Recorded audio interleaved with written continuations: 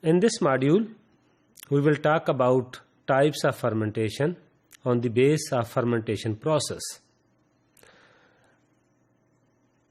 This module is the continuation of the previous modules in which we are going to classify the fermentation process on different criteria.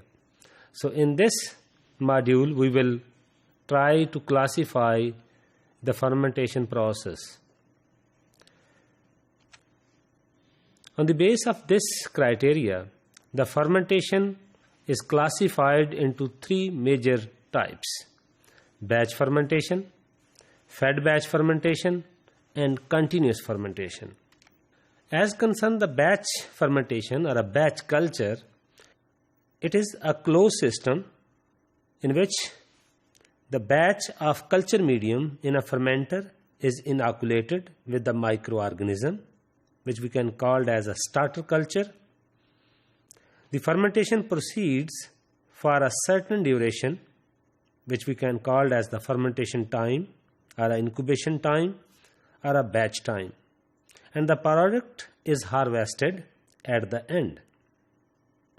But in the course of entire fermentation, nothing is added except oxygen, which is aerated in the form of air if the process is aerobic.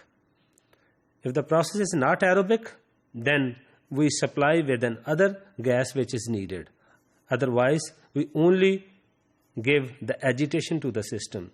An antifoam agent or acid or base which is required to control the pH.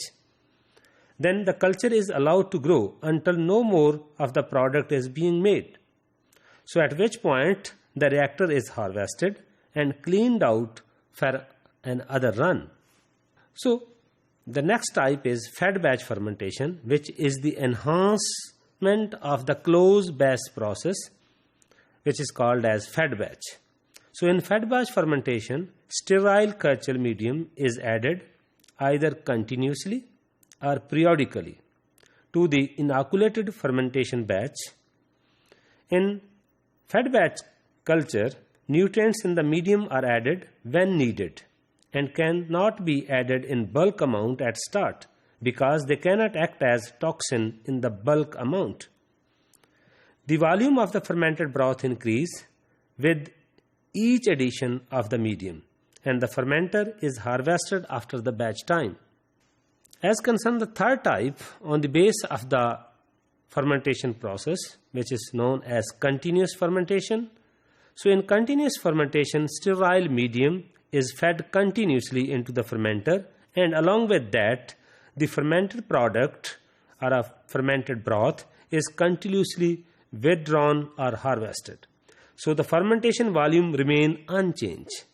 So the typically continuous fermentations are started at batch culture, and feeding begins after the microbial population has reached a certain concentration. In this picture, you can see that how the batch fermentation is. In this picture, you can see that X is the biomass, S is the substrate, P is the product concentration. So it looks like a closed system. Nothing is added during the fermentation process, and nothing is harvested during the fermentation process. In fed batch, you can see here that X, S, and P, and you can see on the top that S0 means substrate are adding during the fermentation process, and no more inoculation is also added to that.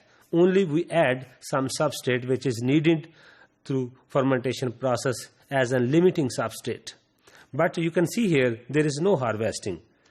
But in continuous process, you can see here in this picture that addition of the substrate. On the other hand, we are also harvesting some fermented broth. But at the time of harvesting, there will be some biomass, there will be a substrate, or also you can harvest along with the products. So these three pictures you can see here that batch, fed batch, and continuous cultures are differentiate to each other. Here we have a very brief description about batch, fed batch, and continuous culture. We will discuss in detail in the next modules when we talk about the microbial growth kinetics in batch culture, fed batch culture, and continuous cultures.